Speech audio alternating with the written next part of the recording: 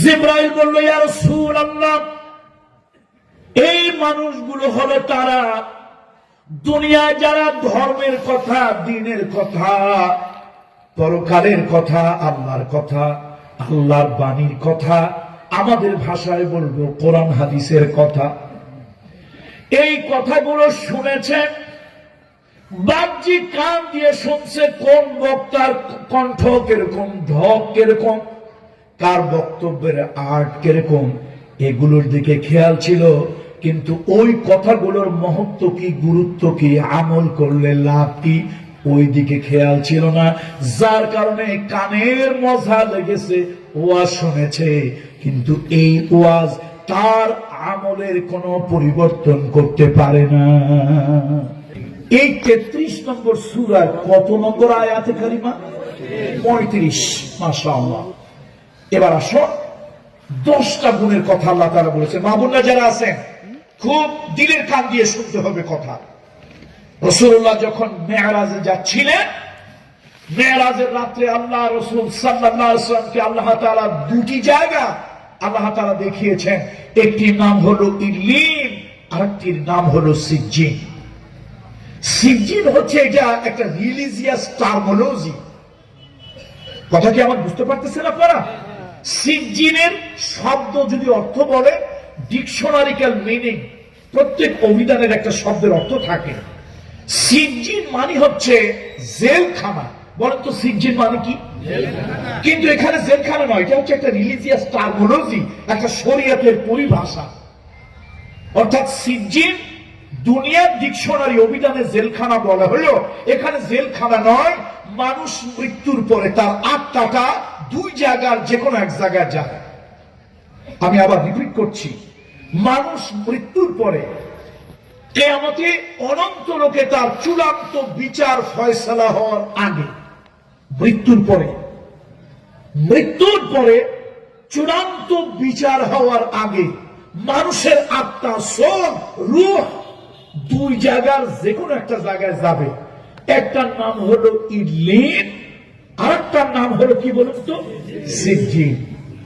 এই তার আত্মাটা সিজ্জিনে যদি যায়, ওই রিলিজিয়াস টার্মিনোলজি, এই ধর্মীয় পরিভাষাটার অর্থ হলো যেখানে খারাপ মানুষগুলো আপাতত প্রাথমিক বিচারে যেখানে শাস্তি পায়, যেখানে তাকে শাস্তির কিছু নমুনা দেখানো হয়, চূড়ান্ত শাস্তি তো চূড়ান্ত বিচারের পর, after resurrection, day of the judgement, চূড়ান্ত বিচার তো পরে হবে।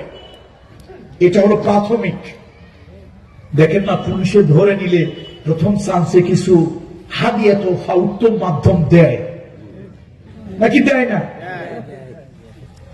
তো ঠিক অনুরূপ ভাবে রাসূলুল্লাহ যখন মেরাজে যাচ্ছিলেন, যাওয়ার সময় আল্লাহ নবী দুইটা জায়গা দেখার সৌভাগ্য হয়েছে। আল্লাহ তাকে দেখিয়েছে লিনুরিয়াহু মিন আয়াতিনা।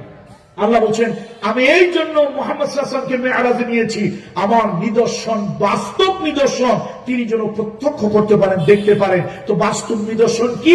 মরার পরে খারাপ মানুষের আত্মা কোথায় থাকবে? নবীজি বলেন, ওইখান দিয়ে যখন আমি যাচ্ছিলাম, গোয়িং ওয়ান, আমি যখন যাচ্ছিলাম তখন দেখলাম এক ধরনের মানুষদেরকে প্রচন্ড শাস্তি দেওয়া হচ্ছে, যাদের কানের ভিতরে উত্তপ্ত সীসা, লোহা সীসা গালিয়ে তরল করে কানের ভিতর দিয়ে ছেড়ে দেওয়া হচ্ছে, ঘিলু মগজগুলি গলে আর এক কান এবং নাক দিয়ে বের হচ্ছে, যন্ত্রণায় বিভৎস চিৎকার মারতেছে। রাসূলুল্লাহ তো দয়ার নবী, মায়ার নবী, মানবতার বন্ধু, মানবতার শিক্ষক। এই দৃশ্য তিনি সহ্য করতে পারলেন না। তিনি জিবরাইলকে জিজ্ঞেস করলেন, জিবরাইল, এই মানুষগুলো কারা?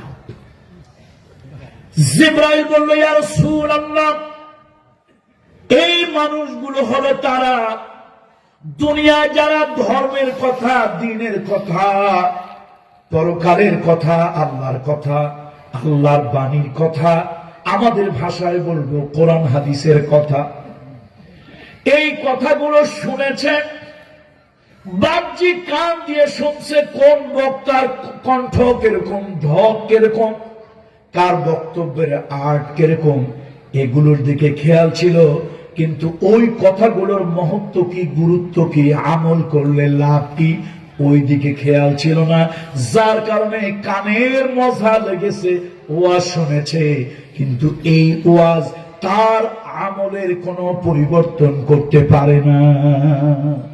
ইয়া রাসূলুল্লাহ, অন্তরের কান দিয়ে যদি শুনতো, এই লোকগুলোর জীবন পরিবর্তন হয়ে যেত।